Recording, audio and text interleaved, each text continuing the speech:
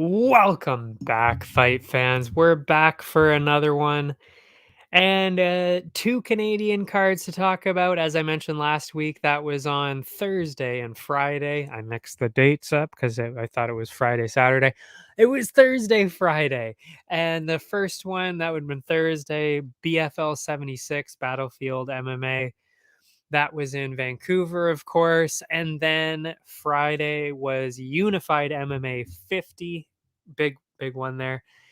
That, of course, was in River Cree Casino, right? River Cree in Alberta. And then, of course, nothing from the UFC on Saturday, which is perfect. Perfect timing. Didn't have to do 3 cards in the same week and then a card the next week. Didn't have to deal with that. So we'll talk about the Canadian cards first, and then after a short break, then we'll talk about UFC 287 Miami. Amazing card. Seriously, one of the better cards of the year for sure. So far, at least, of course. I mean, I'm sure there's going to be some pretty crazy cards going on later, especially in July with International Fight Week there. Oh my goodness. I'm sure that's going to be absolutely unreal. But this is a pretty solid card too. But yeah, we will open up with BFL 76. And that was actually a fairly long one. There were nine fights. Unusual, very unusual for this kind of thing. Because normally, we only see the main card and that's it. But they had a 9-fight main card. I mean, it was a pretty wild card in general. I didn't obviously watch the prelims because that's not on Fight Pass, but I believe there was about like 15 or so, maybe more, 15 or 18 fights or something like that total. So long day for everybody over there. Unbelievable. But yeah, 9-fight main card. We will open up with the first one right away. Lots of decisions too. We'll try and maybe go through those a little bit quicker. But yeah, opened up with a quick one. That was Raphael Ouellet. Sadly, the other brother, I believe it's Nick Ouellet. I'm not quite sure. Don't quote me on that. But I believe, yeah, there was supposed to be the other Ouellet brother there too. Was not able to fight, so that's too bad. But Raphael did fight, and that was against Ian Maslow. Ouellet clearly much bigger coming in and using that early with his striking. Maslow kind of actually ahead a little bit. Ouellet seemed to be kind of showboating a little bit. Seemed a little early to showboat. I don't know. I mean, it's all good when you're ahead, you're way ahead, and you're starting to do that. Okay, cool. But when the fight's literally just started, maybe a little early for that. But that being said, kind of stole it right away. I mean, after that anyway. I mean, Ouellet took his back pretty quick there. Got the rear naked choke, and a couple minutes later, just working hard for that, ended up getting the submission for the first round win. Can't argue with that. I mean, if you're going to perform like that, maybe showboat as much as you want. Who knows? But yeah, good win for the other Ouellet brother for sure. I mean, it would have been cool to see both of them on the same card because they're both very good. Obviously, the other brother Nick, a little more, a little farther on the journey, but both looking good so far. Yeah. Maybe we'll see that later. Contender series, maybe both of them. That would be crazy. Well, yeah, we got the Basharat brothers. Why not have the Ouellet brothers? And Jourdain brothers. I mean, the younger Jourdain is looking pretty good too. We saw him a couple cards ago on one of these too. Anyway, enough of that. Jackie McLean, Alana Cook, first female fight of the year in the Canadian MMA on Fight Pass at least. I mean, I don't know what was happening on the prelims, but on the main card, yeah, it was pretty close. McLean looked good early, nice clean combo right away. Cook started to get some grappling going after that, pinned McLean along the fence, reversed her after that, but quickly turned it around, regained control. And it was looking good for a while for Cook there until McLean took her back from there. And the round ended with McLean landing ground and pound and elbows on Cook, clearly winning the round from there because of that. Second round, a lot more back and forth grappling, still pretty close. Seemed as though Cook was actually edging ahead in the grappling. McLean was then landing some decent shots in between the exchanges along the fence. It was pretty close on the feet too, pretty close in the grappling. I mean, really could have gone either way. And if we're being honest, 10-10.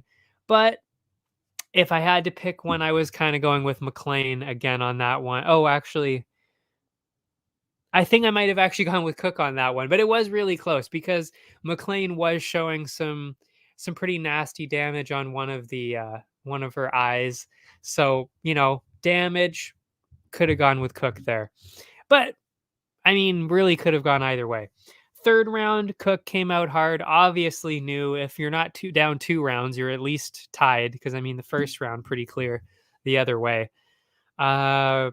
Stumbled McLean back a bit. Unfortunately, though, for her, at least for Cook, that led to her running into some pretty hard shots herself, got knocked down. And from there, McLean just kind of ran away with it. Yeah, and that round seemed like a pretty clear McLean round, the final round. So overall, could have been 29-28, could have been 30-27. The judges ended up going 30-27 with for Jackie McLean on there. Third fight, Josh Kwiatkowski, JT Donaldson. This actually ended up being my fight of the night. There weren't really a whole lot of interesting fights that actually went fairly long because the exciting fights were exciting, but they were really short. So it was kind of like, I don't really want to give them the fight of the night, for it being in the first round or even really the second round. It wasn't that, that crazy. It wasn't like Vergara and Silva a couple of weeks ago. That's a short fight that you can actually, justify it being the fight of the night. But not really on this one. And this was a good fight too. But yeah, it ended up being a split decision. So clearly it was a pretty competitive, close fight. But yeah, this one ended up being the fight of the night. Josh Kwiatkowski, JT Donaldson. Kwiatkowski walking forward right away, pressuring hard as always. That is what he does. Both men doing well early, trading combos back and forth. Did look pretty close. But Kwiatkowski seemed to be landing a little bit more, busted up the face and legs of Donaldson. Extra damage, I thought probably won him the round, so that would be Kwiatkowski up by 1. But again, I mean, the whole fight was really, really close. It really was. Second round, just as even, really, clearly, as I was mentioning. As the round went on, though, it seemed like Donaldson was starting to kind of steal the momentum a little bit. Stumbled Kwiatkowski a couple of times, led the clinch exchanges on the fence. Then by the end of the round, both of them were bleeding quite a bit, but not quite a bit, but still bleeding. Looked fairly fresh, though, and again, pretty tough to tell who won this one, especially that second round. That was definitely a lot closer. Really could have gone either way. And that's probably what ended up happening on the judges' cards. Probably came down to that final round there. Wasted absolutely no time at the start of the third. Again, clearly everybody knew it was pretty close. Didn't really know who was winning. So you got to do something big in the last round, no matter, which side you're on at this point. Donaldson taking the lead this time. Landed a couple of good shots, pushed Kwiatkowski into the fence. Unlike the other rounds, though, it was Donaldson pressuring forward for most of the round. And just like the rest of the fight, though, rest of the round pretty even, which means really it could have gone either way. I mean, that's really the theme of the fight, as I mentioned. I don't know how many times. Really just dead even the entire way, and great to watch.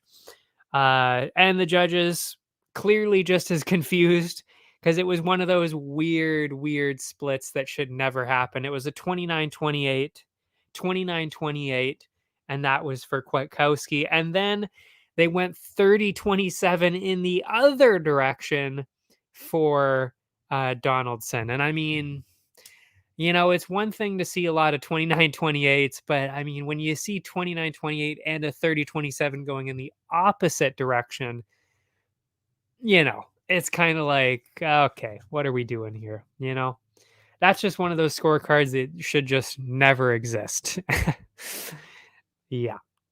But anyway, I could have gone really 29-28 either way, not 30-27. But split decision made sense in this one. Josh Kwiatkowski ended up getting the win out of it. Fight number 4, that would be Ali Wasuk and Mitch Strizella. Knew this was going to be pretty good because I've seen both of these guys before. And yeah, they're both pretty entertaining, pretty talented guys.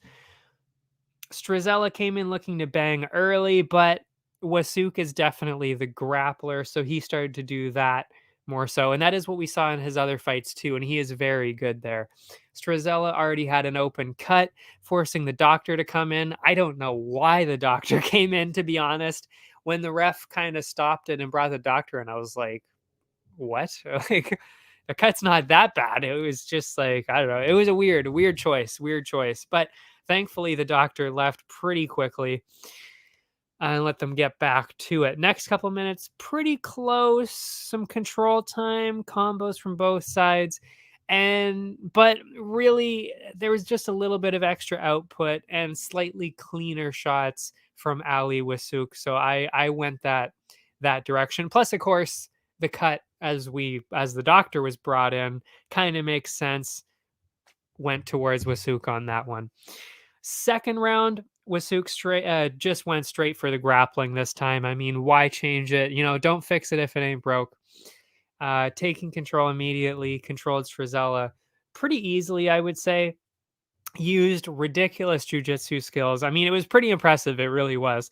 From there to go upside down, which you never really see. I mean, you don't, well, not successfully anyway. You don't normally see it. And locked in an inverted triangle choke. We just saw this a couple weeks ago in the UFC. I can't remember who landed it now. Who was it? It wasn't Makayev. It wasn't. I think it was on that card though. Oh man. No, I can't remember. But somebody got that inverted triangle choke there. That was the first time I had ever seen it. Now we saw it again a couple weeks later by Ali Wasuk. And I mean, clearly, if you can get an inverted triangle choke against, somebody who's fairly decent. I mean, this is still regional MMA, but still, they're pretty talented. They're on Fight Pass, for fuck's sake.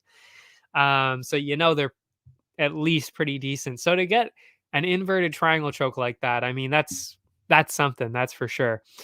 And really somebody to look out for. And that ended up being my submission of the night because, I mean, that's crazy. I don't care if somebody got a title with a submission later. I mean, if you get an inverted triangle choke like that, that's pretty amazing. That's pretty amazing. But what's even more amazing, what happened in the fight after that? Ash Mashregi, Dario Sinagoga, massive favorite Dario Sinagoga. Minus 600 or so. That's what I saw because I did end up. I didn't actually put any real money on it, but I've been playing around with a betting system that I might start to put in on here, and then we can have a different kind of show, a faster show that's more focused on betting, which is probably what we should be doing right now. But again, we're in utter chaos here, so we're just kind of doing the show. But possibly a sneak preview would be we might be doing more betting across not just UFC but other ones, and then compiling that and just talking about the numbers, less about the fights and what I think about, more so the fights, more so about the betting. That's what I'll probably be doing. I don't know. Well, we'll see. It may be in a couple months. It really depends on how this betting system works out. If it works out and I'm winning a lot of money, then yeah, we'll be doing that. But anyway, minus 600 favorite. So huge favorite in Sinagoga. I mean, he was younger, undefeated, looked fairly good in his other fights. Mashregi, older, not doing so well. So, I mean, it was a pretty clear setup for Synagoga to win. But shock of all shocks, really could not believe it. And I mean, I'm not even spoiling the finish here. I mean, it literally happened in 11 seconds. Synagoga came in hard with his grappling, looked to push him against the fence, and then right away, Mashregi lands a couple of combos here, a couple of shots. Synagoga goes stumbling backwards, goes on his back. Mashregi swarms him with a couple of tiny shots, and the ref calls it off. If I'm being honest, I mean, it was a criminally early stoppage. There's no fucking way that should have been stopped. And because I mean, Synagoga was totally fine, wasn't dazed, wasn't like, he didn't get knocked out at any point. It was more of like, yeah, like, holy shit, he got hit. But then, of course, more of a stumble onto the ground after that. Then, yeah, a little bit of ground and pound. But again, he was clearly still defending himself and was about to get up. So it was kind of like, I think that's a bit ridiculous, this kind of stoppage, which you hate to see. You hate to see that kind of shit, especially when we're talking about somebody who's undefeated. I mean, who cares about odds? That should just be thrown out when the cage door closes, the odds go out the window for sure. Fuck the odds. But when you're undefeated like that, that is more important. So you should really, I'm not saying protect the undefeated record, but if somebody's undefeated, they don't ever want to be stopped early. So at least give them a little bit of leeway, but he didn't give him any kind of breathing room at all to even think about defending himself and standing up. So I think that was a very, very early stoppage and a very unfortunate one for Synagoga, considering that was his first loss. So I don't agree with that at all, but I mean, you got to give Ash the bonus for sure. Because to do that, I mean, early stoppage or not, that was still obviously pretty fucking impressive. So give the guy the bonus for sure. Had to, had to. But yeah, unreal. Unbelievable result there. And there was another fairly surprising result, not in the next fight, but the one after, and we'll get to that in the first title fight. But before we get to the title fights, there was one more, and that was Rodrigo Cezinando and Saeed Mirzai. Not gonna lie, I was a little bit surprised by the result in this one. Not hugely surprised, but definitely a little bit surprised because BFL has been really promoting Saeed Mirzai, and I'm not gonna lie. When I saw him, I've seen 4 of his fights now. The first 2, I mean, were incredible. I mean, he like destroyed his opponents. It was not even close. Then unfortunate injury in the title fight, which he was actually looking pretty good in, and then I believe this is where he overswung a punch, and then his shoulder got kind of popped out, and just literally couldn't fight after that. I mean, just couldn't do anything and had to leave after that. So really unfortunate injury for that one. That was his last fight. I think it was his last one anyway. Then he came back with this one. So it was like, okay, he's getting, it's not a title fight. They're just kind of throwing him back in there, hopefully getting not an easy win by any means, but still a doable fight with a win there, hopefully get the finish. But that's not what happened again. Mirzai came in like a cannonball, like he always does, ran straight at Cezinando, landed some bombs.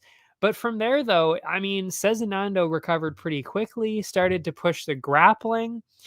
A couple of big shots from Cezinando, and Mirzai was actually thrown on the ground and was getting dominated from there. And that's what was really the surprising part, because it's like, okay, maybe he loses, fine. But for him to get dominated after a while, I was like, oh, okay. I don't know if it's just because he's not as good as we thought, or maybe there's something to the fact that he did lose like that last time. I don't know. Or maybe Cezinando was just incredible, but he was pretty good though, to be fair. But yeah, peppered him with ground and pound, obviously won the round there. Second round, Mirzai showing some good movement, then was clipped with a heavy shot while moving backwards.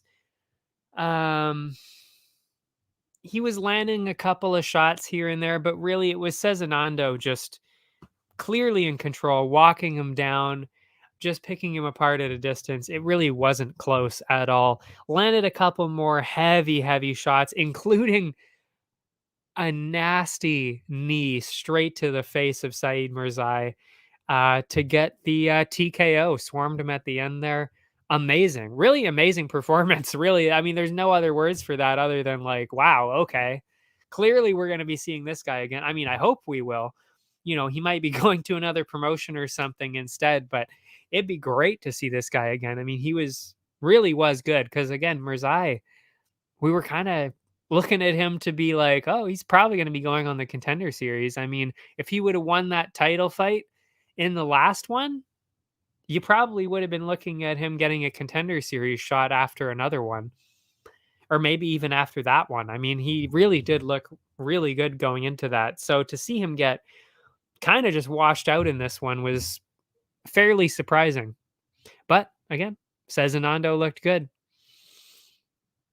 And then that brings us to the 3 title fights. That opened up with the interim lightweight title fight, and that was Naveed Zanganeh, who I've been looking forward to since his first fight, which was actually this was his second fight, and it was another title fight. He won the interim title in his first fight, in his first MMA fight. It was an interim title fight. Just absolutely obliterated his opponent there. And I knew this one was going to be a lot closer, but I didn't think it was going to be this close. And that was against Xavier Nash, who looked very good in his other fight too. So I knew this was going to be a lot closer than you know, I was kind of hoping, because I kind of was hoping that Zanganeh would just run away with another one and we could keep seeing him, because he really is very good. He is so good and so smooth on the ground. It really is fun to watch. But yeah, again, that is not what happened. There were a lot of surprises for BFL 76, that is for sure. Nash looked slick on the feet early, landed some quick, clean combos, kept Zanganeh back. But Zanganeh, as always, really pressures forward, just nonstop. That's what he does. Always looking for a takedown. After a couple minutes, Zanganeh finally found his opening, pushed Nash into the cage. I thought this was pretty stupid that with the refs getting involved again. We see this quite a bit. Well, depending on the card, but sometimes we see this a lot in one card, and it's just like, oh my God, can we not do this again? Moved them away from the fence. I mean, for inactivity, which I think was garbage in this case, as always. Well, I mean, I usually think is garbage, but this one was ridiculous. Naveed quickly got Nash back along the fence, though. Then they got separated a second time along the fence. I mean, I just hate that kind of shit. I really do. Because it's hard to get that position. You earned it. You are holding them there. If you don't like it, then maybe you should move.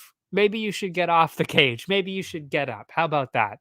You know, don't wait for the ref to just stop it, and then you for what, getting inactivity, you get rewarded for getting controlled along the fence or on the ground. It just makes absolutely no sense from that point of view. It really makes absolutely no sense. So ridiculous to stop that twice. Then he actually got a real takedown instead of just the dominance along the fence. Nash did get back up, but I mean, it was a pretty obvious round for Zanganeh. I mean, that was pretty clear. He controlled him the entire round, and Nash didn't really get to do anything.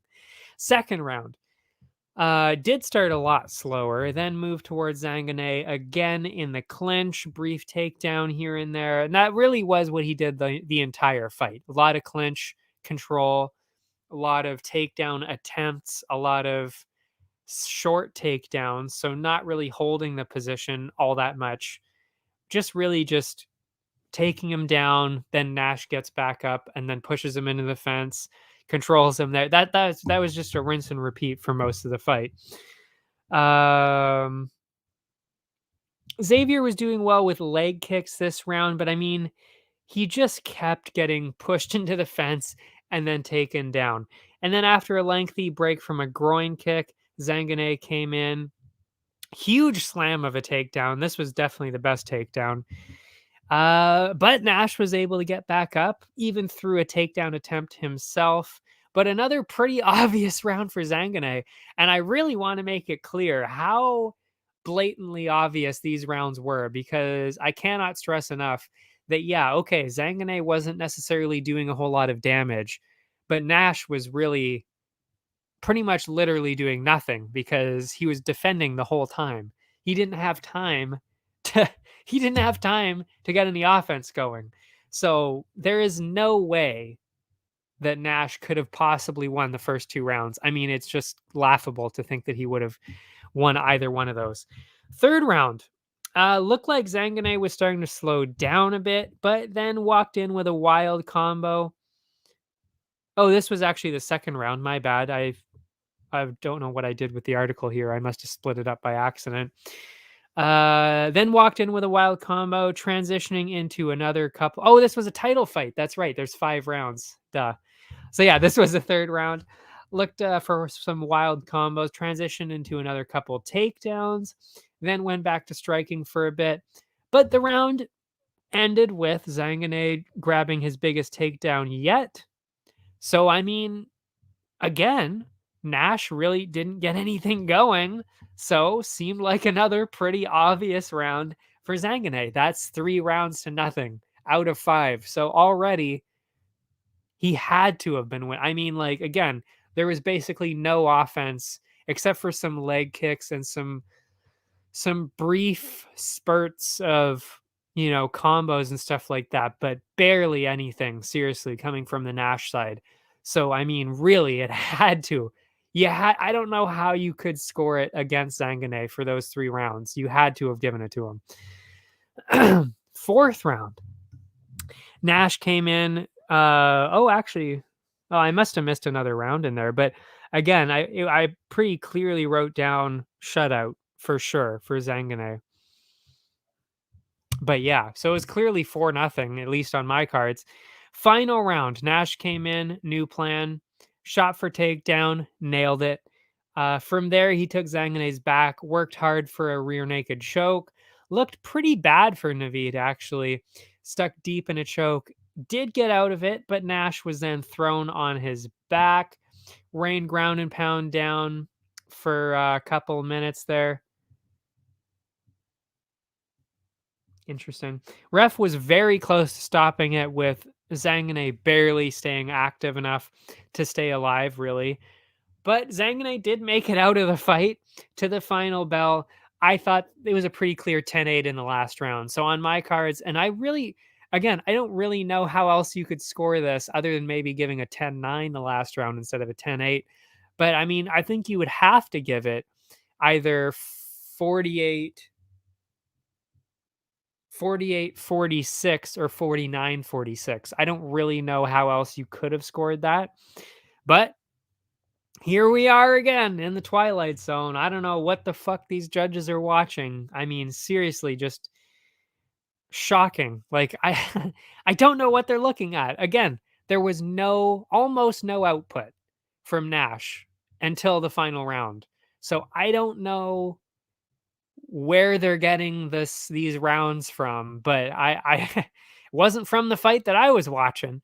So they ended up scoring at 48-47 for Nash, 49-46 for Naveed, which I think is by for sure the correct scorecard, I would say. Unless, of course, again, you go with 48-46. I could see that. And then 48-46 for Nash. So it ended up being a split decision for Nash. I just don't, I just truly do not see how you could be scoring it that way. It just really makes no sense. It makes no sense to how you could score that when, like, Naveed seriously was winning every single round except for the last one. I just don't know.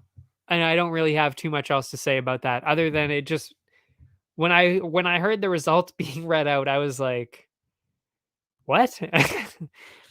I mean, the 48-47, I was already like, "That's silly. That's just stupid." Then 49-46 Naveed, I was like, "Okay, so he's just gonna win some stupid split where some idiot voted it the other way." But then I heard, and then especially when I heard 48-46, I was like, "Okay, well, 48-46, that's how I scored it, so that's fine." And then it was like 48-46 Nash. I was like,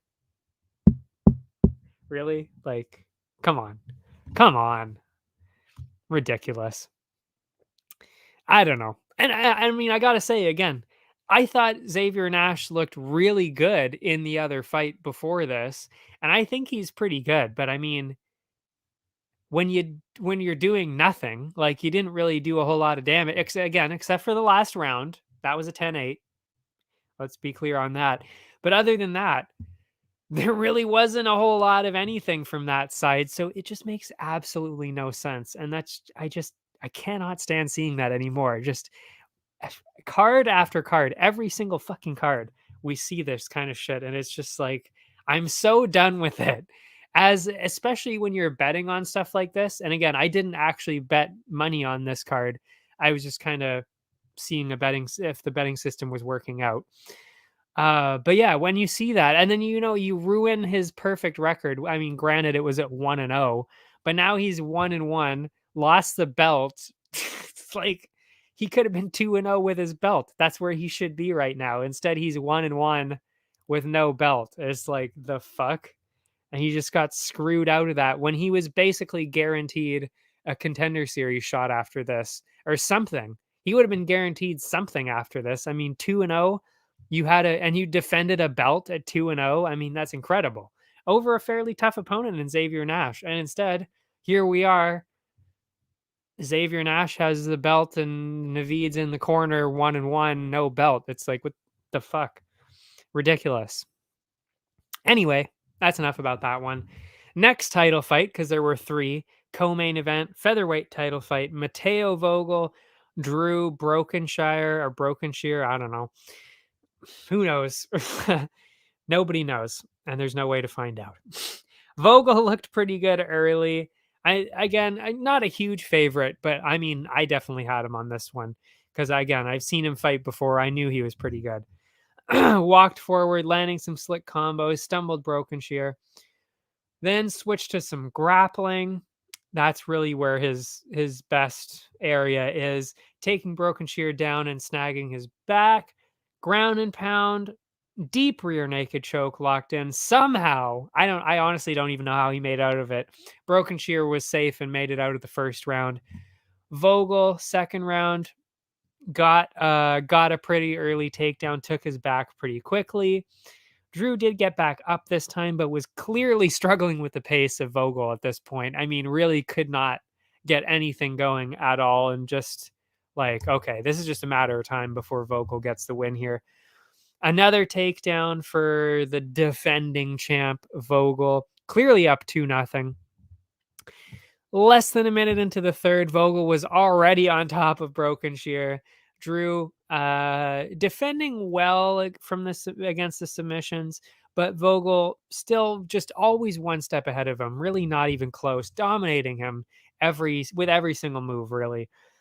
Seemed like Brokenshire was fine, defending well, and then the ref noticed that he was asleep. And to be honest, I mean, I didn't notice it. The commentators didn't notice it. It seemed like everybody was just kind of like, "Oh, that's it. He's asleep." Couldn't really tell what got him. I mean, even after the replay, it was kind of like, "Oh, that was actually I still don't even really know what happened there." It was a weird one. It was a weird submission where he was full on asleep on the canvas and we kind of didn't really know what happened. Amazing. But yeah, another perfect title defense for well, I think that was the first defense, but another perfect title win, I should say, by Matteo Vogel. And that really is one that I really do think we are going to see, if not in a contender series fight. I wouldn't be surprised if they just put him straight into the UFC when they come, which I believe is supposed to be in the fall or so. So, maybe they give him one more, one more title defense, or maybe he gets on the Contender Series in the summer and then comes in. Who knows? But I have a feeling that if he wins his next one, or even right now, I could easily see him being in the fall card because he really is pretty talented for sure. And I mean, again, he's defended his title now too, and he's still pretty young. Not like the next guy, and I don't want to offend anybody here, but definitely on the older side of it, to the point where I don't know if the UFC would ever give somebody like that a chance, because he's 35 or 36. They're not really into that kind of shit, so I don't know. We'll see. But that was in the next one, middleweight title fight main event, Jared Revell, Jesse Taylor. And this was a wild one. It was short, but definitely back and forth, definitely wild. Taylor wasted no time. That would be Jesse Taylor. Wasted no time running in, pushed Revell into the fence, and he was just all over him. I mean, I was like, oh shit, he's running away with this. Dragged, excuse me. Yeah, dragged Revell down, briefly took his back, but ultimately threw him into the center of the cage. I mean, it was just dominance at this point, it looked like. And really, the round was just slipping away from Revell.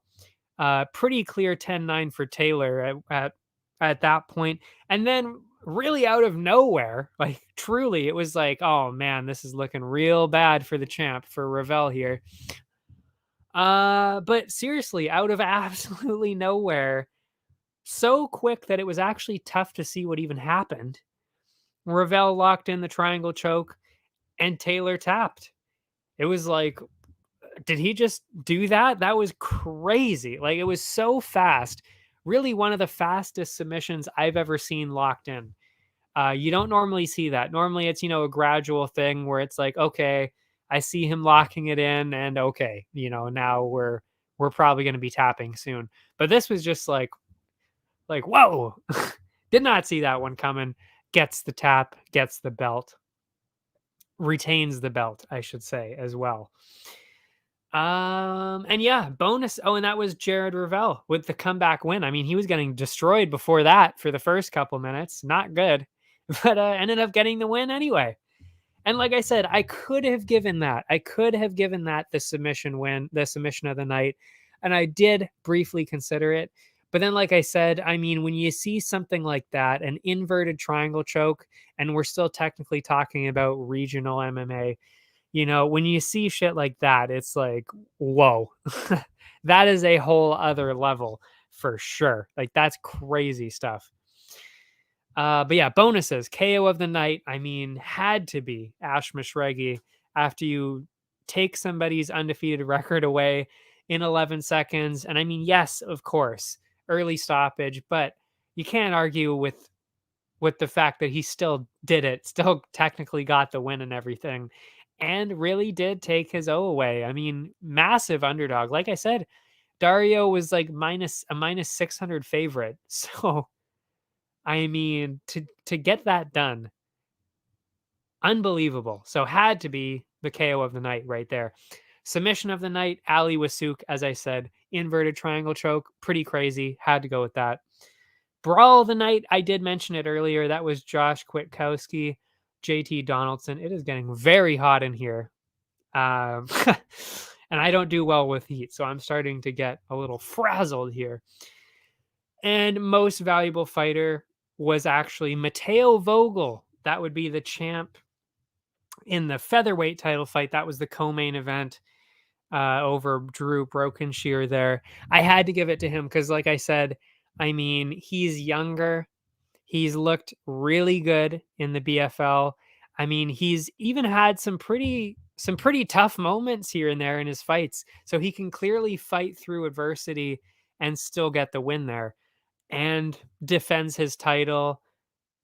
He's really well rounded. I mean, if you're looking for somebody in Canada to kind of get behind, to be like, oh, this guy should be in the UFC, he should be in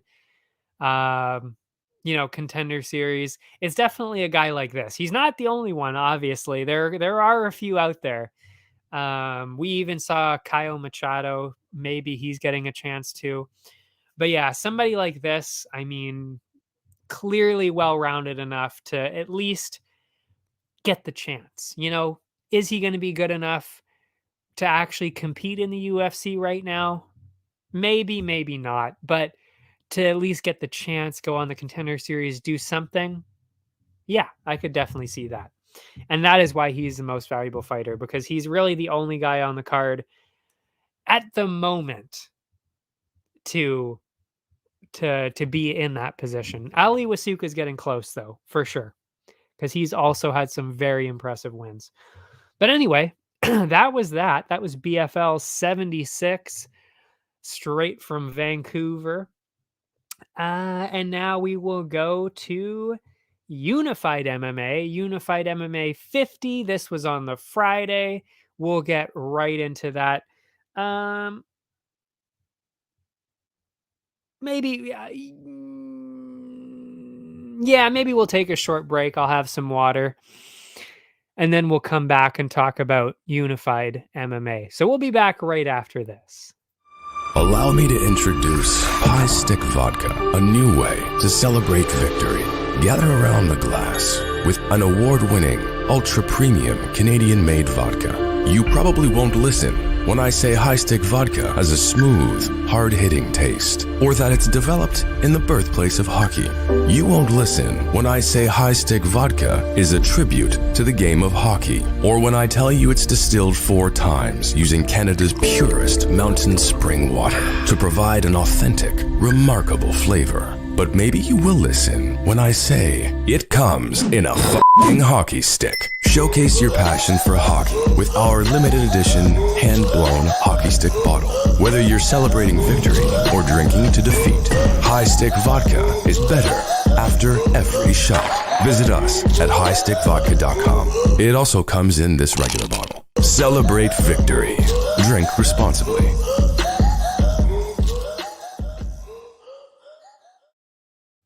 And we're back with Unified 50. And this was a much shorter card. There were only 5 fights, I believe. 1, 2, 3, 4, 5. Yep.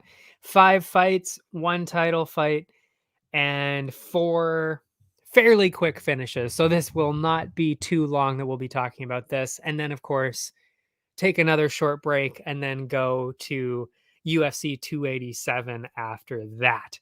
So, opened up with Tony Rojas, Nico Cambasis, and surprisingly, their records may not give you the best picture. One guy 0-0, so making his debut, and the other guy 1-1. But listen, the fight was actually pretty entertaining, and they were looking pretty good on the feet early.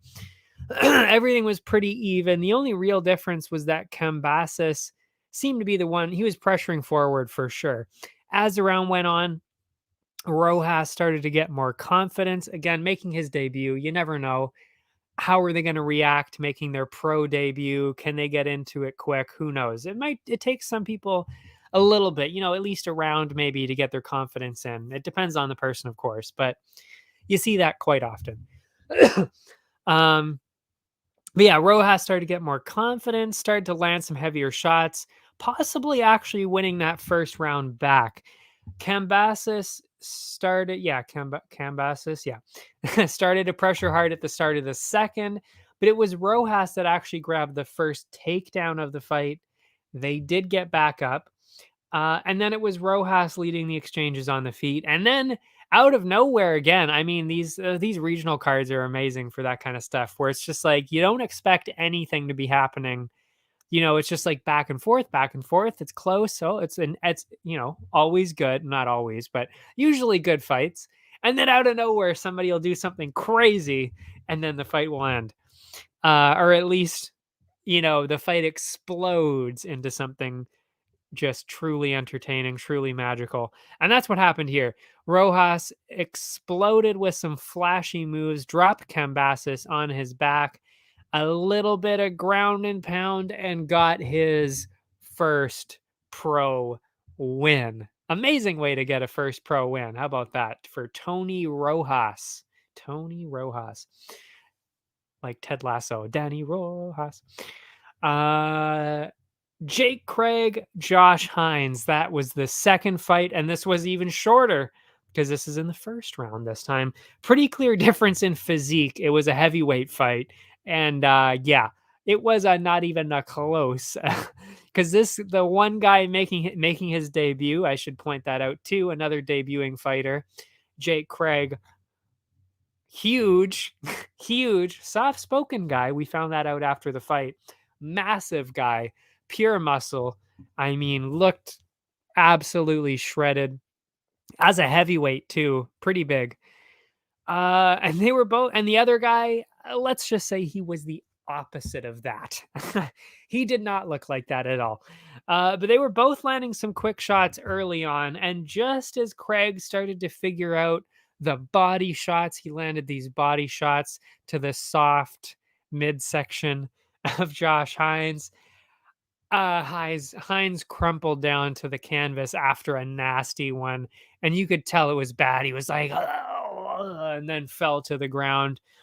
Brutal. I mean, seriously, those I think it was actually a body kick too. I can't remember though. But yeah, those body shots can get brutal if you land them properly. Then a little bit of ground and pound just to prove a point, and the ref called it, giving another debuting fighter his first win. And this was actually the KO of the night for Jake Craig. I mean, body shot KO, pretty amazing. You don't normally see that. And especially in your debut fight, I mean, in your pro debut, that's pretty impressive. So yeah, very, very impressive fight to watch there. And the excitement did not stop there. The third fight, Ramil Kamilov, who, by the way, pretty impressive prospect. This guy is definitely somebody to watch too. Ramil Kamilov or Kamilov, I don't know. Ramil Kamilov, possibly. I have no idea. Lee Hagel against Lee Hagel there. Kamilov came in there like a bullet. I mean, he really is good. This is definitely somebody where I'd be shocked actually if we didn't see him in Bellator or something like that. Something big, because this guy really is the real deal. I mean, he came in on short notice too, Rommel, and he also came in the weight class above. He came in, I believe, welterweight instead of his normal lightweight. I think that's the way it was working out, because it was short notice and he couldn't cut that quick because, of course, what's it called? Yeah, Ramadan, I believe. So he couldn't cut the weight as he normally would. Makes sense. But yeah, very impressive, and he kept that into this new division for him. Ran straight at Hagel, huge combos, easily pushed Hagel into the fence, dragged him down. And Rommel was just absolutely dominant from there, controlled his every move, smothered him completely. And I mean, for like literally a couple minutes straight, it looked like he was going to be getting a finish. Very clear 10-8 round for Ramil Kamilov. But yeah, did not get the finish in the first round. Second round, though, just kept that going, got the takedown within 30 seconds. A couple more brutal minutes of ground and pound, elbows, just everything, just ripping him apart on the ground until the ref finally called it to a stop about halfway through the second round for another dominant win by Ramil. I believe it's Ramil or not Ramil. I honestly have no idea. They might have said, but I can't remember. And who knows if they're pronouncing it right either. I mean, let's be honest. I want to hear it from his mouth. But yeah, I believe it's Ramil Kamilov. But could see Ramil Kamilov as well. Either way, we will definitely be seeing him around quite a bit. And I believe we will be seeing him in some kind of bigger stage eventually, because this guy is definitely the real deal for sure. Then we had the co-main event, and these were with actual people that you might have heard of. Curtis Millender, he has been all over the place. I mean, he's been in the PFL, he's been in Bellator, he's been in the UFC, I believe he was even in. He's been all over the place. And he is nearing the end of his career. He says, I believe, oh yeah, he already scheduled his final fight, I believe, which is in like December or something like that. So we might only see him one more time before that. But yeah, against KB Bhullar, which, by the way, I drive past the wrestling thing quite a bit. Bhullar Wrestling or Bhullar Wrestling, Bhullar. I don't know. Either way, I've driven past it quite a bit because I live very close to it. And I've seen them in the parade every year, Canada Day. I see them, Bhullar Wrestling, in the parade. Anyway, shout out to Bhullar Wrestling. But anyway, KB Bhullar obviously was also in the UFC at one point, had a couple of fights there, did get a win, I believe. I got one or two wins, and then was cut. That was one of the COVID ones that they were kind of just like, you know, you're in Canada. Canada's not really doing so well with the COVID restrictions. So I think that was kind of one of the reasons they got rid of him. And then just never re-signed him back after that because he hasn't really been making massive statements since then. But anyway, that's who was in this fight. Curtis Millender, KB Bhullar. Millender walking forward early, but it seemed to be Bhullar that was landing the cleaner shots. Bhullar slipping all of his shots, landing some pretty slick body kicks. And with all those kicks, looked as though Bhullar kind of took the round on the cards. It was close, but I thought Bhullar won the first round. Second round, much slower pace. Bhullar throwing a lot less, and Millender continuing to walk forward, making that kind of statement, trying to get him against the cage. And eventually, Millender finally made a move, took Bhullar's back, and then held him against the fence. And with that being the only kind of big event of the round, seemed pretty clear that Millender won the second round, meaning it was probably tied going into the final round. Third round, Bhullar really came in with a heavier pace, obviously needed to get something going here. Going back to his kicks like the first round, and it was pretty even from there. But I kind of figured that the judges were probably getting swayed by Millender's forward movement and occasional clinches. He wasn't necessarily doing anything crazy, and he wasn't really doing much damage. So Bhullar might have even done more damage, but I think it was just the pace and the forward movement from Millender that seemed to kind of sway their cards at that point. And that's what I figured was going to happen. So I kind of thought it was going to be 29-28 for Curtis Millender, and the judges agreed, all giving it to Millender. So yeah, tough to see. Sad to see as somebody who, again, same city as Bhullar. I've seen him a few times now on these cards and in the UFC.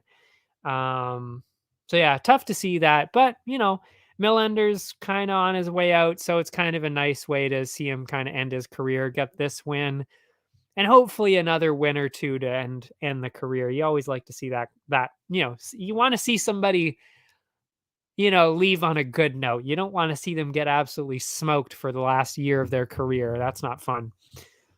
But yeah. Anyway, then it was the main event, and that was Fay Bursell, who I believe was in Bellator before. I know I've picked him in Bellator before. I think it was some kind of promotion. I've seen him before because I remembered seeing the name. I was like, oh, it's this guy. Okay. That was back when I was picking on Tapology for like pretty much every league that was happening at the time. And then against Ryan Ford, or the real deal Ryan Ford, incredible performer. But yeah, not his night. It was looking good though, but did not end up turning out that way. Ford looking like the real champ early, landing a couple of heavy shots along the fence, brutal leg kick. I mean, this guy, age aside, because seriously, I think he's like 40 or 42 or something like that. So he's definitely not on the younger side, but you would never be able to tell by watching him. I mean, he is so well-rounded, so talented, still super skilled, super quick. I mean, he really is still really good, which is why he was the favorite going into this. And I think he was a significant favorite, like minus 250 or so. Yeah. Anyway, so doing well early. Bursell was avoiding most of the real damaging shots, but was then thrown to the canvas by Ford. From there, Ford absolutely all over him. Bursell did eventually get back up, then got a takedown of his own, but Ford did get out of it. It really could have gone either way on the cards at that point because they both kind of had similar moments. So kind of hard to tell who won that first round. Second round, Bursell turned up the pace. Ford definitely the one landing a lot harder, stumbled Fay Bursell a couple of times. Bursell landed a couple of great combos. Sadly for him, though, Ford did respond with another easy takedown. So, like I said, he was definitely in control. I thought winning the fight. Landing some ground and pound, grabbed a second takedown, possibly 2 rounds down now. So again, I did have Ford up 2-0 going into the third round. Bursell came in heavy, got a quick takedown, peppered him with some shots on the ground. He did eventually get back up, and Ford used that to get get a takedown himself. This time, though, Bursell actually reversed him and was running away with the round. So at this point, it was like, okay, Bursell's starting to actually steal the momentum here. And then it really just looked like they were just going to cruise into the next round. And Ford would have been, still up 2-1, whatever. But that's not what happened. Bursell locked in the choke. And with that, Bursell grabbed the win, the belt, and honestly, probably a future appearance on the Contender Series because I mean, I don't know how you could argue. And you know what? What was funny actually going into it is Ryan Ford was like, listen, if you beat me, you're probably going to the UFC. And honestly, I mean, with a record like that, I believe his record was like 24-5 or so going into this. That's an incredible record. And it's like, and he's had pro boxing fights. He's really good on the feet and on the ground. Again, yes, of course, he's older. Who cares? It doesn't matter. He's just that good. So again, a win like that, he even said it going into this, a win like that is massive for your career. So for him to get a submission in the third round like that, especially after being down 2 rounds, I really could not have been more impressed with that kind of comeback and that kind of win. So I ended up giving him not 1, not 2, but 3 bonuses. Jake Craig got the KO of the night, of course, being the debut fighter, and he got pro debut and he got body shot KO. So I had to give him, well, I think actually were there even other KOs? Oh, there was actually. Yeah, there were other KOs, but I had to give that one to him. I mean, come on now. Body shot TKO. You don't see that very often. And then, Fay Bursell got all the other ones. Sub of the night ended up being fight of the night. I mean, it was clearly the most exciting fight overall because it was the only real close one, really. Close one that was entertaining, I should say, because the Millender Bhullar one, not quite up to that. So yeah, Ryan Ford, Fay Bursell, fight of the night, and then I gave him the most valuable fighter of the night because I mean, how could you not? He was the only one that had a massive win. I mean, he beat Ryan Ford again, who was, I think, like 24-5. Like I said, I think that's what his record was, and finished him. And Ford has looked basically unbeatable in his last 3 fights. So to see that, I mean, wow, that's a really big statement. It really, really is.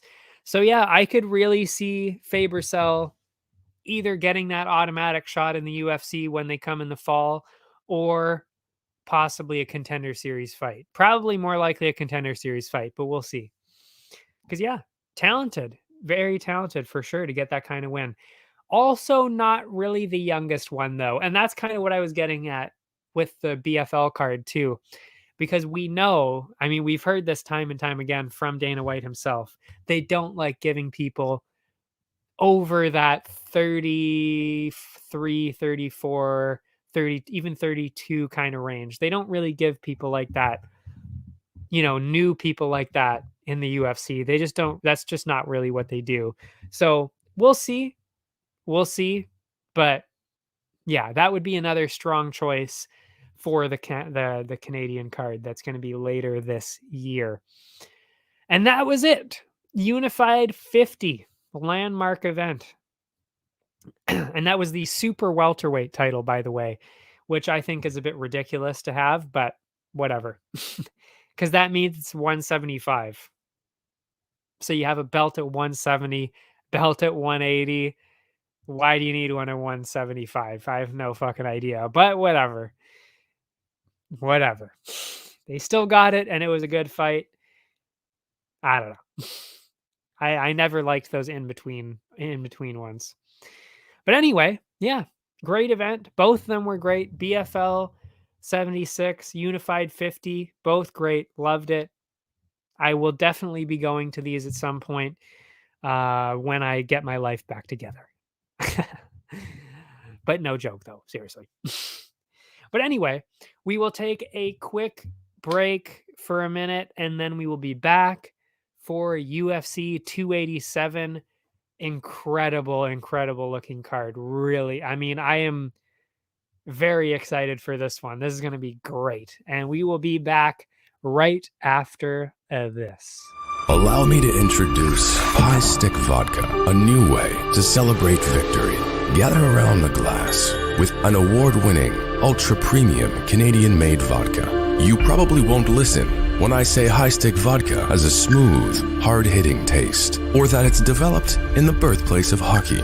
You won't listen when I say High Stick Vodka is a tribute to the game of hockey, or when I tell you it's distilled 4 times using Canada's purest mountain spring water to provide an authentic, remarkable flavor. But maybe you will listen when I say it comes in a fucking hockey stick. Showcase your passion for hockey with our limited edition hand-blown hockey stick bottle. Whether you're celebrating victory or drinking to defeat, High Stick Vodka is better after every shot. Visit us at highstickvodka.com. It also comes in this regular bottle. Celebrate victory.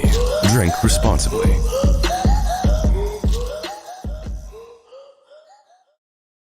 And we are back again. UFC 287, right back to it. Main card as always, and it opens up with an absolute banger. Can't fucking wait. Raul Rosas Jr., the 18-year-old. Cannot wait. I mean, this kid is so good. I cannot wait for this. And I mean, listen, it's just the same as the other one. There's no there's no secret. There's no hiding what they're trying to do. They're trying to give Rosas the best chance of winning these fights he can. And again, it's MMA. I'm not saying, they're giving him slam dunk wins. He's obviously going to win all these easily. That's just not true because it's MMA. Anybody can win at any moment, really. But, will they give certain people matchups that favor their style of fighting? Yes, that's what happens quite often. And then that's when you see the higher odds. I mean, we saw with Bo Nickel each time. That's what happens. So they're doing the same thing here. Obviously, the odds aren't as one-sided as Bo Nickel, but he is the convincing favorite there. And yeah, I'm also convinced because, I mean, Rodriguez, we know if you watched his last couple of fights, he does look good. I will give him, you got to give him that. He does look good. He does look better than Jay Perrin did before that fight. So I do think this is probably Rosas's toughest fight yet, except for maybe that Contender Series fight. I honestly think that Contender Series fight is probably tougher than what he's going to be having here. I really do. And what I saw in the Contender Series is nothing short of incredible. Like, truly, I was blown away. I've never seen jiu-jitsu like that. It was truly like, I was speechless when I was watching it. It was just like, this is crazy to watch. And yeah, I don't think we're going to be getting that level of grappling from Rodriguez. He got taken down fairly easily in his last fight. Um, he didn't get finished, but I don't think he did anyway. But, he was having a hard time staying on his feet. He kept getting taken down. And I just think Rosas is going to be able to do the same thing pretty easily. I mean, he's pretty fucking unbelievable with grappling. So I think he's going to be able to do that pretty easily. I don't know if it's going to be the first round though. I will say I gave him actually that it was probably going to be this. Actually, I might have switched it back to the first round because originally I actually had it second round because I thought, okay, Rodriguez is pretty good at defending. So I think there's a pretty distinct chance that he'll be able to defend a lot of the submissions for quite a while and even the takedowns for quite a while, which is why I'm thinking, okay, maybe the second round instead of the first. But I mean, the pace of Rosas and the skill of him, there's no way. Yeah, I really don't think there's a whole lot of like, I just don't really think that Rodriguez has much of a chance. Just because of the way the styles work out. And that's, again, exactly why they gave Rosas this fight. So I will clearly be going for Rosas minus 240. I think that's a great opportunity for a parlay. I mean, I don't really see any reason why you would want to pick against him. Truly, like I just don't. The only thing that people keep saying is like, "Oh, he's just really young." It's like, yeah, okay, but if it doesn't affect you, and it clearly doesn't affect him because he's undefeated and he won his UFC debut easily. Like, I don't really know how you could say that it's going to affect him at all. And the striking, I mean, his striking's good enough. His grappling is clearly way better. And his jujitsu obviously is better. So, yeah, I mean, I still think he's going to get the finish and definitely the win. Because if he doesn't listen, if he doesn't even get the finish, he's still going to win. He will dominate Rodriguez on the ground easily. That I have no doubt in.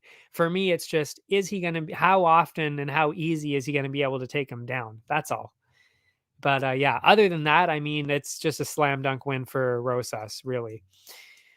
So yeah, minus 240 parlay opportunity for sure. The over under is where it gets interesting because they are favoring the under, but they're both at minus money right now. So it's minus 107 for over 2.5. 2.5, I should point that out. And under 2.5 is minus 120. I gotta go with the minus. I mean, I gotta go with the under 2.5, because like I said, I mean, it really comes down to the jujitsu of it all. And although I think Rodriguez can pretty easily survive the first round, can he keep up the defense for 15 minutes straight? Or in this case, it would be 12 and a half minutes straight because it's under 2.5. Can he do that? I'm not really quite sure. I don't really think so. So minus 120, that's definitely worth it. That is definitely worth the risk there. Second fight, I will admit I was on the other side of it at first. I actually was thinking maybe Ponzinibbio first, but this is Kevin Holland, Santiago Ponzinibbio. And like I said, I was actually kind of leaning towards Ponzinibbio at first because on paper, he does kind of seem like the better choice. But then I actually watched their last couple fights again, and I was like, oh, yeah, no, I don't think so. Holland is just, he really, really is a pretty amazing striker. And we saw that. We saw that against Thompson. Yes.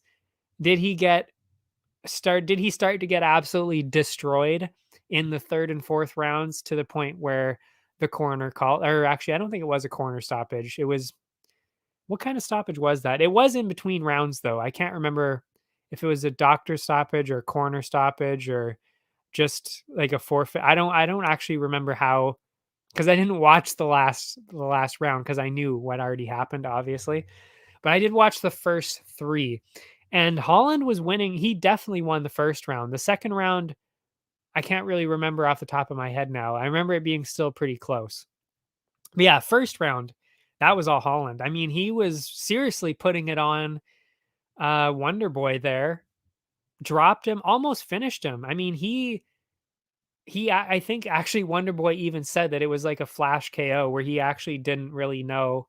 He was like, "Oh shit, I think I just got knocked out for a second there." So I mean, he clearly, if you can do that to Wonder Boy, you could do that to literally any other striker, probably in the entire UFC, because he really does have the best movement. He's the best. He might be the most technical striker, especially with his movement. He's very hard to hit, and he's very good at hitting you from a distance. So if you can do that to Wonder Boy, you can do that to anybody, which is why I think Holland's got a pretty clear edge on the feet. And Ponzinibbio was getting hit quite a bit by everybody else too. I mean, he got hit quite a bit by Michel Pereira, which, by the way, I think Michel Pereira lost that fight, even though I'm a huge fan. I think Ponzinibbio actually won that one, which means he's pretty good too. But he got hit way too much. And Kevin Holland is not somebody you can get hit by. Michel Pereira, also not somebody you want to get hit by. But Holland is just that next level where it's like, no, if you're getting hit, you're probably getting knocked out. And I can tell you, Holland can take quite a beating on the feet. I mean, we saw that against Wonder Boy. So yeah, no, Santiago, I don't see that he has a whole lot for him. The only problem is the grappling. Can Holland shut down the grappling and get off his own offense? I'm definitely not saying he's going to get dominated. I really don't think that's true. Because, I mean, listen, I also watched the Chimaev fight again. And although, yeah, I mean, I laugh every single time Chimaev comes in there because it is so insane how he's just throwing guys around like they don't even know how to fight. Like, truly, I mean, if I went in there, that's what it would look like. I would be getting thrown around, thrown around like a sack of potatoes. That's what he does to people, and it's just so entertaining to watch. But what you have to remember is Holland lasted a couple of minutes and he was fending off the submissions. He did really well. He really, really did really well against Chimaev with the grappling. I mean, again, say what you want to say. It was a first round finish. Easy, easy win for Chimaev. But Chimaev is truly, I think, without a doubt, the best fighter on the planet. And I don't even think it's fucking close. So for him to do that, to shut down the wrestling for a bit too. He even stood up to the wrestling quite a bit too. I mean, for him to do that against Chimaev, I was actually impressed. I didn't think he was going to last that long. So I just don't think Ponzinibbio can do anything that will throw Holland off. So that is why I ended up switching pretty confidently to Holland. I actually am pretty confident that he should be able to win now. But like I said, it comes down to the pace of it all. So if Santiago can shut down the striking with grappling and kind of just frustrate him along the fence and maybe even on the ground, that's where I see a problem. He's never going to get a finish, but could he shut down the offense enough of Holland to just barely scrape by with another split decision? I mean, he's got two. He's in a lot of split decisions, Ponzinibbio. Will he get another split decision?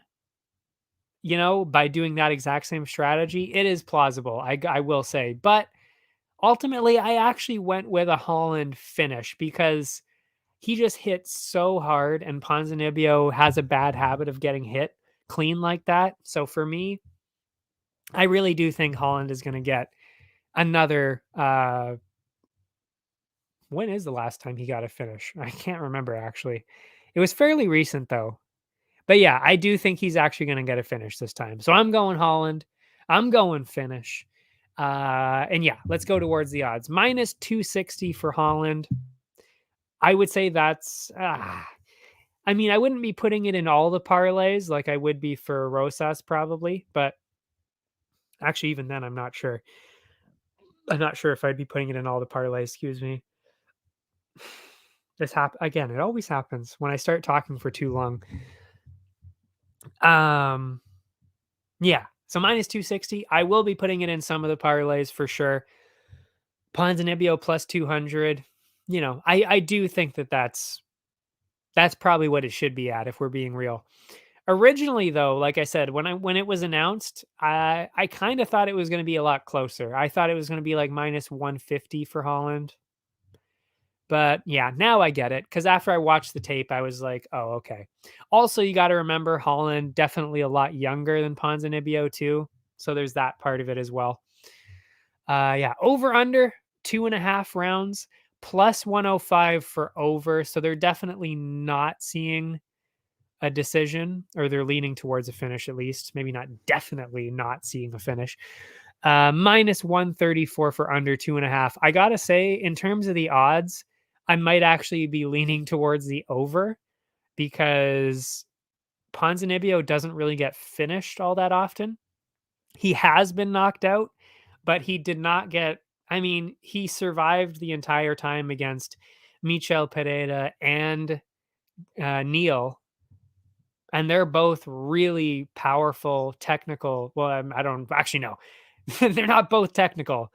Michel Pereira is anything but technical, but they're both very powerful strikers that can get finishes. So, he lasted the whole time with them. Would I be all that shocked if he lasted the whole time with Holland? Not really.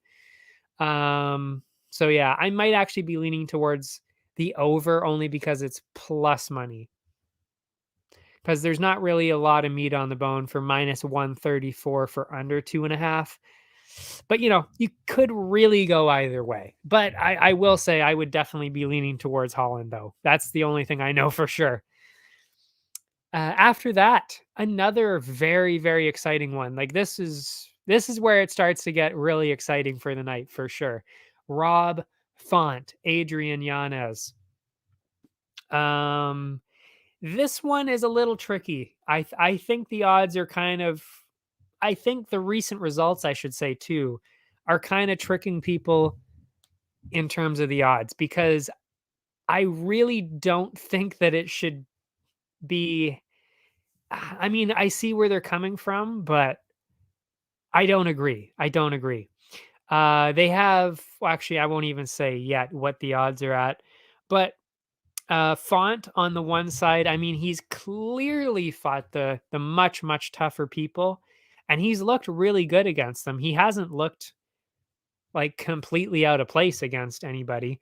And that was Chito Vera, Aldo. These are his last 5 guys. I should really point out that the last 5 people he fought: Chito Vera, Jose Aldo, Cody Garbrandt, Marlon Moraes, and Ricky Simone. I mean, that is one hell of a last 5 fights. So, he's really got the experience. He did well against all of them, beat a few of them too, and lost to, I don't know if I wrote that down, but I know for sure he lost to Aldo and Vera. And really, the Vera one was honestly just because Vera landed a couple of big shots in each of the rounds. I actually, because of the output, I wouldn't have even been surprised if Font was winning the decision. I even said that actually as it was happening. I was like, Vera is probably winning because of damage, but Font has way more output on this, and he could be winning this fight. So yeah, and that really just tells you how good he actually is. And again, decision for all of these. Never, I don't think he's ever been. He might have been knocked out at one point, but not by any of these guys. So wasn't knocked out by Vera, wasn't knocked out by Aldo. So he's not getting knocked out by Yanez. I'm sorry, but that's not happening. Actually, it might, but I'd be pretty surprised.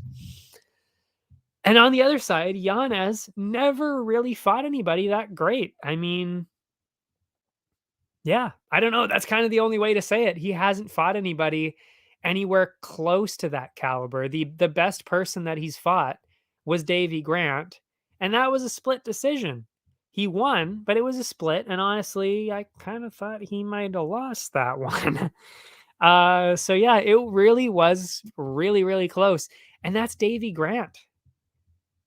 Can you compete with Rob Font, who is coming off of decision losses to Chito Vera and Jose Aldo, and a win over Marlon Moraes and Cody Garbrandt?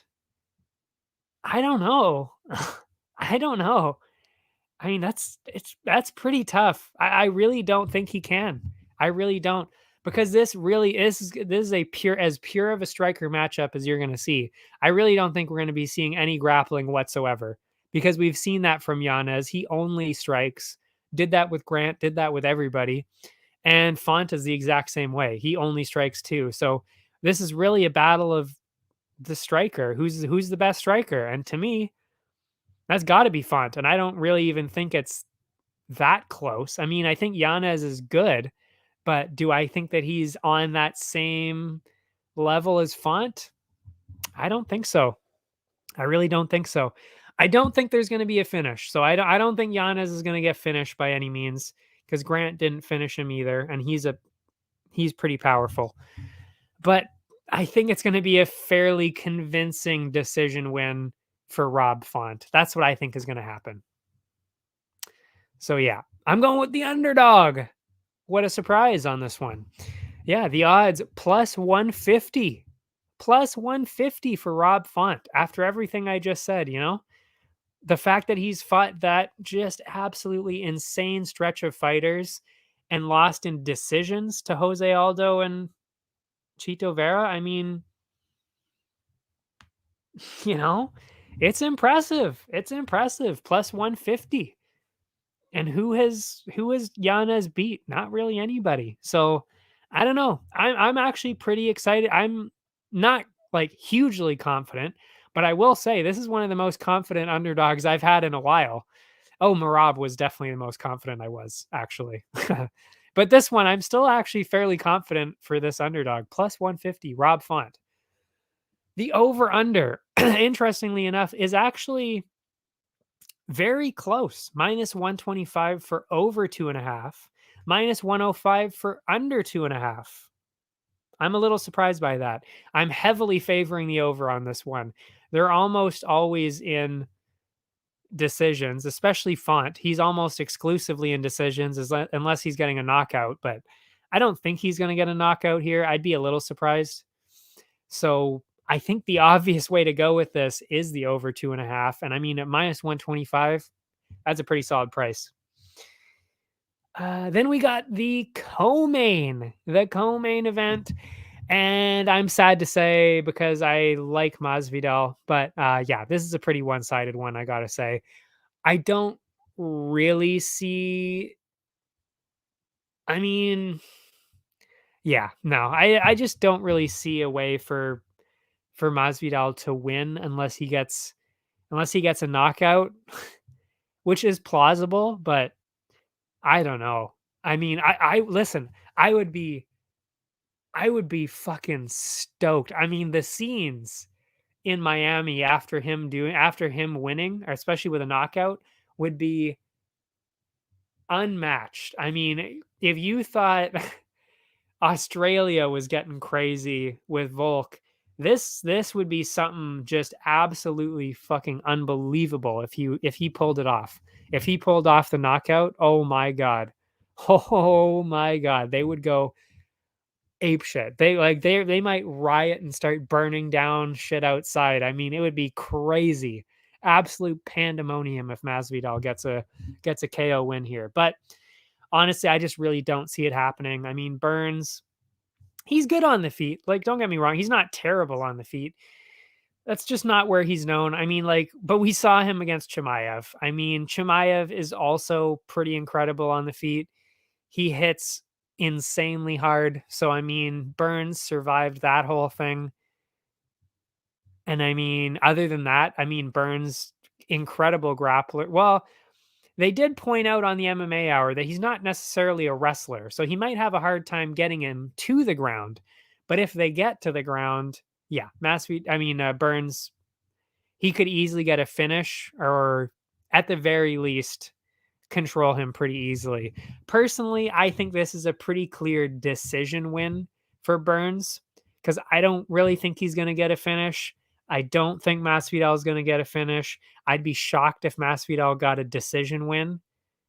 So I think pretty clearly the way to go is Burns by decision.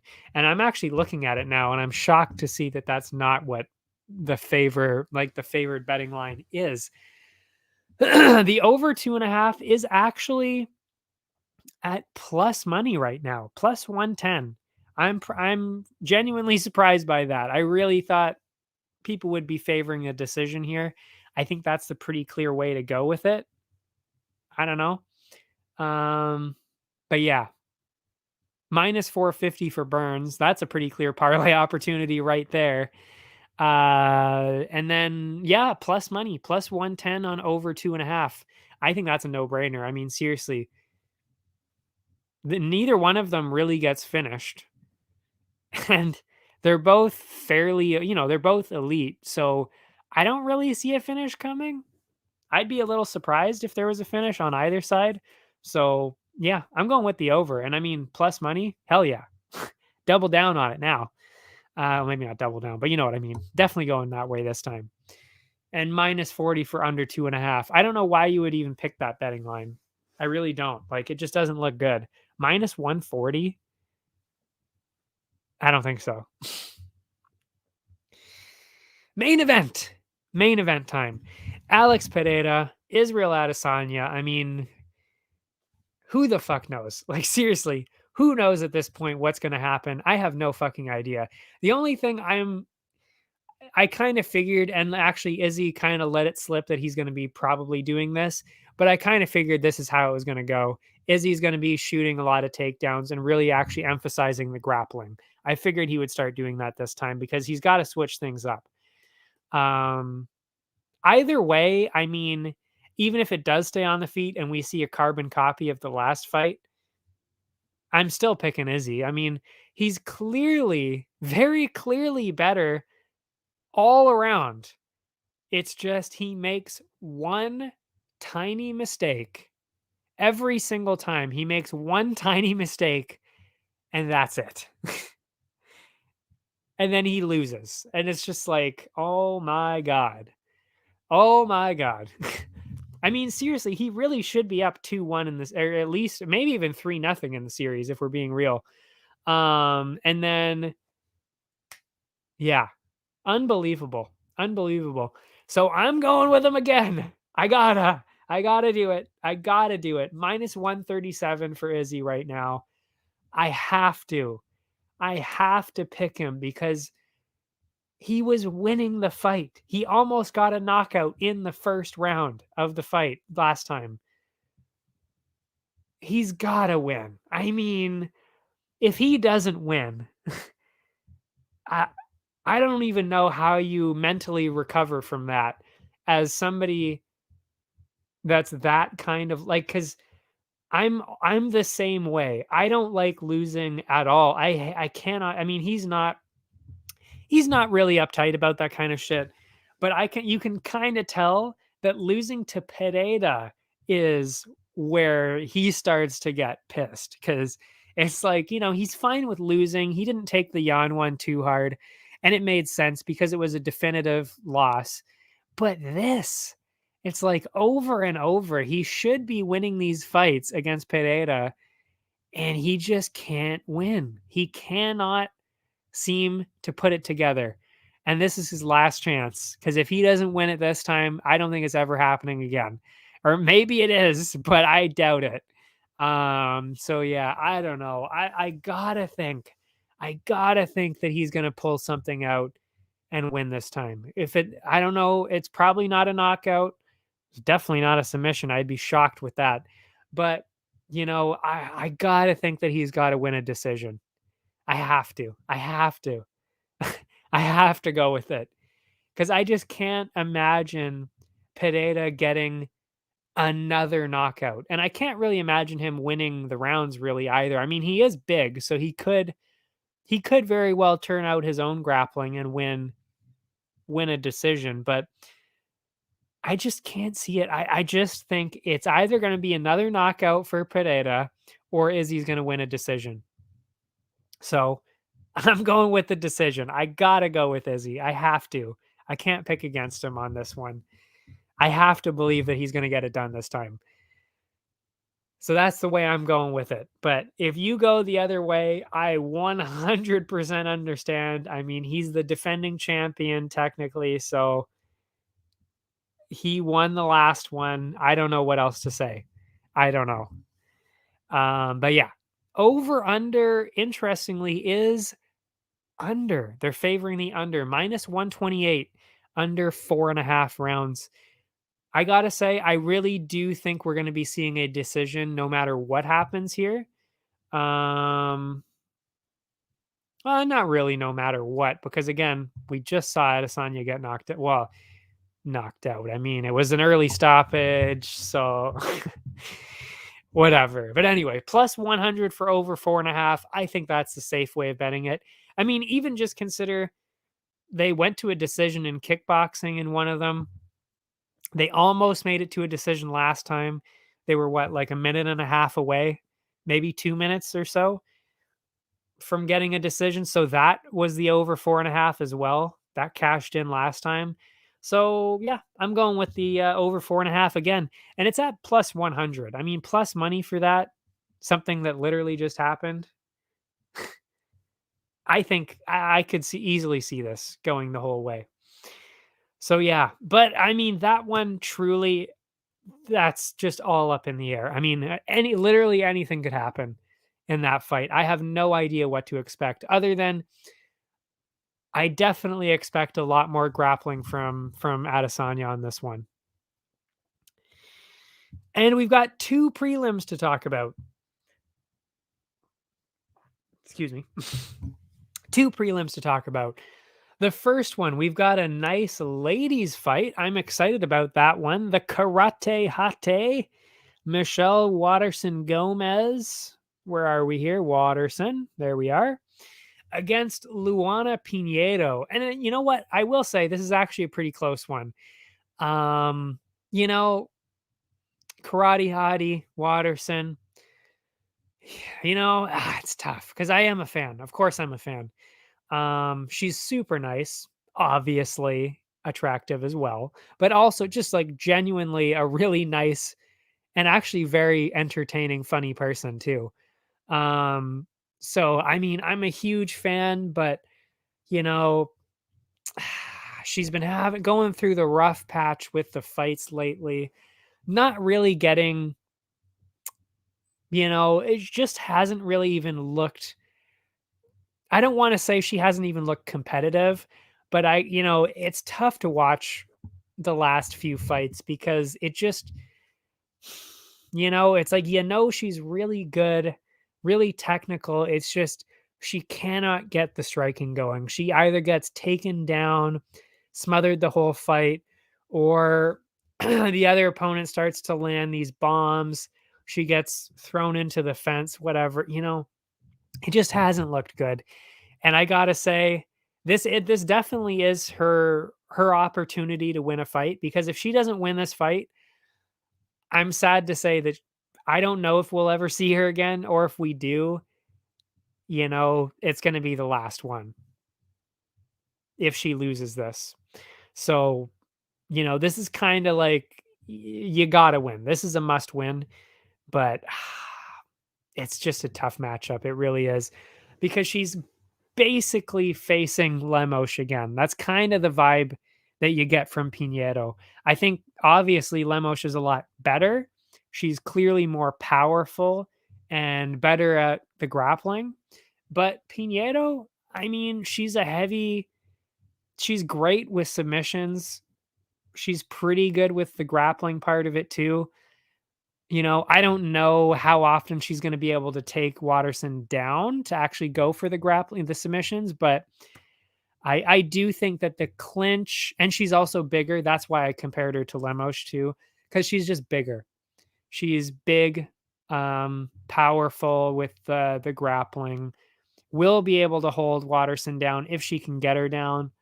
So, I mean, there's just so much going towards Pinheiro. The striking does go to Waterson, I will say, especially as the fight goes on, which is why this is actually a fairly close fight, because as it goes on, Pinheiro does tend to slow down. So I really do think first round, Pinheiro is going to win that for sure, I would say. Probably the second round too, and then the third round, we'll see. It depends how Waterson is doing at that point. But that's kind of how both of their fights kind of usually go. Is Waterson is good the entire fight, and Pinheiro slows down a little bit. But I think it comes down to that second round. Who's going to win that second round? And I think Pinheiro is just a little bit too big and a little bit too grappling heavy for Michelle to be able to hang on. I mean, I wouldn't even be surprised if Pinheiro gets a submission, but I think the pretty clear way to go would be with the over, because Pinheiro, yeah, that's the way I'm going with it. I'm going with the over. But yeah, so minus 167 for Pinheiro, plus 136 for Waterson. Definitely a solid opportunity for a parlay. I mean, there's a lot more ways for Pinheiro to win, and the odds aren't the odds aren't crazy one-sided. So it's definitely one of those ones that can bring a parlay down in terms of the odds. So you could definitely throw her in a couple of them for sure. I will be. Yeah. And the over under heavily favoring the over 2.5 right now, minus 325. You know, I mean, like I said, Pinheiro definitely has a chance to get a submission. So, I think probably the smarter money is probably putting it on the under 2.5, just on the off chance that there is a finish. But, if you want to go for the over and just string it together, I wouldn't be opposed to that, minus 325. But, maybe the under is worth a sprinkle. You never know. She could get a submission. And then the last one that I'm going to be talking about, Kelvin Gastelum, Chris Curtis. And this, I got to say, really no idea how it works out, but I wanted to talk about it because it is a pretty big fight, really. I mean, Gastelum, I think no, actually, I'm not sure if he's in the rankings still or not. But I mean, Gastelum is Gastelum. He's been in huge fights his entire career. He's only like 31 or something, and he's still doing it, still in big fights. Chris Curtis is a big fight. And then Chris Curtis on the other side, he's looked pretty solid, especially on the feet. So, yeah, this really, really could go either way. And I have been on both sides of it. Originally, who did I have? Yeah, originally I had Curtis. Then I switched it to Gastelum. But ultimately, I am going with Curtis on this one. I am. And I'll be the first to say I do not have a good record with Chris Curtis. I think I'm like 1-3 or maybe even like 1-4 or something like that. I mean, truly, it is not. I do not do well with my Chris Curtis picks. I don't know what it is, but I am not good at picking fights that Chris Curtis is in. Actually, I have 2 wins with him. That's right. And the last one was the one that I called a mile away, was the win over Buckley, which was very impressive. And that is why, it's because of that win, actually, when I rewatched it, that I was like, you know what? I actually do think Chris Curtis is going to win against Gastelum, because he's got the striking for sure. I mean, he's a way better striker than Gastelum. That's not even close. So, I mean, he actually could give Gastelum his first knockout loss. I would not be completely shocked, but I think more than likely it's going to be Curtis kind of just outstriking him throughout all 3 rounds. That's kind of what I'm seeing happening. Yeah. But the only problem with that, and it's the only kind of hitch in this, is that I would not be surprised if Gastelum was able to kind of out grapple him and kind of just win a decision by throwing in some clinches, some takedowns, keeping him guessing, and of course the striking as well. So putting it all together, really, really like the full MMA treatment here. If he can do that, then yeah, I think Gastelum would win in a decision. But yeah, the only thing I know for sure that I would say is I'm pretty sure this is going to a decision. That being said, Chris Curtis does have knockout power and Kelvin gets hit a lot. So I wouldn't be surprised if it was a knockout, but I would say the pretty clear way to go is the over 2.5.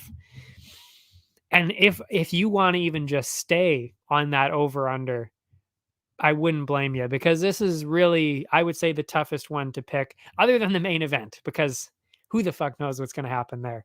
But this one, yeah, I mean, it's a real tough one to call. I've just got to go with who I've seen as the much better striker, Chris Curtis. And also, we have to remember too, Gastelum has not done that well in his last 5 fights or so. I mean, and he hasn't been fighting that much either. He hasn't really been active. So it's kind of like, well, he hasn't been winning. He hasn't been active. He's been losing to, like, he lost to actually I don't even remember who he lost to. I know Darren Till was thrown in there. Obviously Izzy. There were a couple other people that are similar to that too. And they're all fairly similar to Curtis. Remember that. He's a striker too.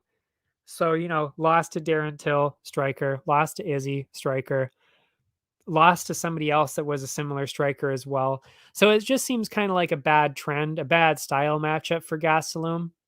And I don't know what the hell he does after this. If he loses this, I honestly don't know what Gastelum is going to do. It's kind of like Darren Till, where he's taking a break now because he doesn't really know where he fits in, because he keeps losing when he shouldn't be, to be honest. Because Darren Till is really good and he just keeps losing. And it's just like, fuck. Like, he's so good. He's got so much potential. And then out of nowhere, he's just losing these matchups that he should be winning. It's really, really irritating. I haven't been picking him, so I haven't been losing money. But just as a fan of Darren Till, it really sucks to see. Anyway, I don't even know why we're talking about Darren Till now, but yeah, Gastelum is in that same kind of position where it's like he definitely has to win this fight. Because if he doesn't, yeah, he's going to be fighting nobodies for sure. Like, he's definitely not getting a top 15 guy after this. If he loses this week for sure. But yeah, and underdog again, Chris Curtis plus 108, very close, obviously. But yeah, underdog minus 132 Gastelum, plus 108 Curtis. I mean, this really is one that even if you don't think Curtis is the clear choice, which, I mean, he's not technically the clear choice, but leaning towards him for sure. It would be, the smart money is definitely on Curtis, because not only just because of the odds, I mean, it's plus money on an even fight. You go with the plus money. But also, he's been way more active, way more successful. Gastelum hasn't been active, been losing a lot. Even just based on that, I mean, why not go with the guy who's been winning? Seems like an obvious choice. So yeah, that's the way I'm going with it. Plus 108, Chris Curtis. The over-under is, they're heavily favoring the over. And like I said, neither one of them gets finished really at all. So yeah, I'm pretty sure this is going to be a decision. But would I, again, though, could I see Chris Curtis getting a KO? Yes, I could also see that. So plausible. But the safer bet for sure, minus 234, over 2.5. Maybe even put that in a couple of the parlays, because these guys really do not get finished at all. And the under 2.5 is plus 180. Not sure if that's really worth the sprinkle or not. That's kind of borderline. But again, they really go to decisions in almost every single fight. But yeah, that is it. That is it for the picks. We will now look through quickly the parlays, and then we will call it a night. I made this mistake before, and I mean, a lot of people make this mistake. I'm not betting on Amarim minus 250 against Hughes. She's making her debut. We don't know how good she is against this kind of caliber of opponent, especially since Hughes has actually looked really good. So do I think Amarim is going to win? Yes. Am I confident enough to put down a UFC debut into a parlay like that with a women's fight too, by the way, plus the fact that Hughes has looked good. No, I'm not putting that in a parlay. Not a chance. So that's why I'm staying away from a minus 250 this time. Norden Becky minus 200. That's a 50-50. Like, I would be leaning towards a parlay on that one. 50-50 on the parlay. I'm fairly confident that he is going to win in the fight though. Because he's just a way better striker and Garcia just walks in there and gets hit. So I think it's kind of a no-brainer that I would be picking Shailan for this one. Exciting fight, by the way. This is going to be a pretty good one for Nordenbecky and Garcia. But yeah, maybe Nordenbecky on the parlay, possibly. So that's like a first pick, possibly. Bahamondes against Ogden. I think Bahamondes is a pretty clear pick. Again, he's kind of iffy here and there, though, and Ogden did beat Zellhuber, so I don't know if I'd be putting that in a parlay either. I mean, Ogden just destroyed everybody's parlays on the last time. He was like a plus 400 or something underdog. I mean, it wasn't even close, and he won. He can do it again against Bahamondes. I mean, Ignacio has not fought all that much yet, and he's still very young, so he could make some fight IQ mistakes that could lose him the fight. And it's stuff like that you don't want to have stuff like that in your parlay. You want rock solid people in your parlay. And Nordenbecky is definitely more, closer to that kind of rock solid. Godinez Calvillo, I'm definitely going with Godinez, but that's another one that's kind of like that first fight. You don't really know how either one of them is going to be. So I don't like that one for the parlay either. Williams against Chase Sherman, huge favorite in Williams, minus 450. Sherman has this unbelievable habit of sticking around and winning fights that he shouldn't win. So this might even be another one that I don't really want to pick, but I don't know. Minus 450. I mean, that's just not, those are just terrible. That's a terrible betting line to be throwing in your parlay when it's that close. I'm just debating whether I want to do that. Minus 450. Yeah, he should win. He really should win, Williams. So yeah, that would probably go in the parlay. Minus 450 for Williams. I think Meerschaert's going to win. He's the underdog, so we're not doing that in the parlay. Pinedo, minus 167. That's one that you could throw in there. Gastelum Curtis, that's 50-50. That's a coin toss. This is where we get to the actual parlay opportunities on the main card. Rosas Jr., parlay all day. Kevin Holland, yeah, some of the parlays. Definitely not putting either Font or Yanez in it. Burns, yeah, minus 450, yeah. And then definitely staying way away, far clear of the main event. That's for sure. I don't want any part of that main event in the parlay. That's for sure. So yeah, this is really actually a tough card. This is a very tough card to make picks for because the betting lines are really one-sided, but the picks that they're making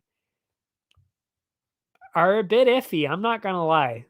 They really should not be that one-sided, especially the Yanez Font one. I mean, that should be much closer. And then there's a lot of close ones on this, just even in the betting line too. I mean, even Watterson Pinedo, that could even be a little closer. Meerschaert Pfeiffer. I mean, I'm blown away by the fact that Pfeiffer is a huge favorite. I can't believe that. Like, he hasn't done anything. He has literally done nothing yet. And Meerschaert's been beating. I mean, he's like 50. He's real hit and miss, but still. I cannot believe that Pfeiffer is a massive favorite. That's shocking to me. Williams, that could even be closer because Sherman does what Sherman does. I don't know how he does it. I really don't. I don't know how he's still around. He's basically Sam Alvey at this point. That's how I see him. Godinez, that should be closer. That should be way closer. Calvillo is fighting at 125. And Godinez is fighting. Well, actually, Godinez was minus 125. I mean, fighting at 125 too. But She didn't look good in her last fight. I mean, it was a short notice one, but still, I don't know. These odds really are all over the place. And Bahamondes, should he be a massive favorite? I don't know. Like, these betting lines just seem kind of all over the place. And Amorim over Hughes, that one-sided of a favorite? I don't know. I really think there is going to be a lot of upsets. Well, there definitely going to be a lot of upsets on this card, because there's no way that the favorites are going to be all winning this week. There's no way.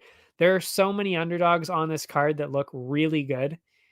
I mean, this is definitely one of those cards where you could make a lot of money betting on the underdogs, because there's a lot of good looking underdogs this week, which makes it real tough for somebody like me for sure. Which is why I did pick a couple of the underdogs, because they're looking real good. They're looking real good. But yeah, and which means not a whole lot on the parlays this week. I mean, the last pay-per-view, I was all over it with parlays. I mean, there were so many. There were minus 1000s, minus 700s, minus 5, 6. This one, there's really only one or two that are one-sided, like really one-sided. But yeah, anyway, that's enough for me. Hopefully we get some good underdogs going in there. I hope we do. I think we can. I think we can get a couple of them. But yeah, that's it for me. If you want to watch any of the other sports, Area 51 has got you covered. I've got all the MMA stuff, and that is all linked below. That is, Instagram, Twitter, YouTube, all that good stuff. Yeah. Oh, and next week, of course, we got to talk about next week a little bit. I actually don't know what the card is. I wonder if they have it on Bet99 here. Let's see if they have it up. Oh, I'm not actually sure which one is first. They don't have dates up. It's either Pavlovich and Blades or Holloway and Allen. I think it actually is Holloway and Arnold Allen next week. I think that's how it's working out, which is a fantastic main event. Both of them are pretty good, to be fair. But yeah, that's a really, really good event. That's going to be an amazing fight. Holloway, Allen. Oh man, that's going to be good. And I actually looked at that card already, and it does well, whatever the next card is. Now I can't remember. I think it actually is that one. But yeah, I did look at the card, and it looked pretty solid top to bottom. It really did. I was like, oh, this is actually like a pretty banging card. I'm not gonna lie. There's a lot of solid fights on it. So next week is gonna be solid for that card, and we'll see how this card turns out. Maybe Masvidal shocks the world, gets one crazy KO, locks up that title fight with Leon. Man, I'd be lying if I said it, I didn't want to see that. I really do want to see that, even though that would destroy a lot of parlays. As a fight fan, I would love to see Masvidal get a knockout. I mean, how incredible would that be? But anyway, that is it for me. Thanks for watching. I will see you next week.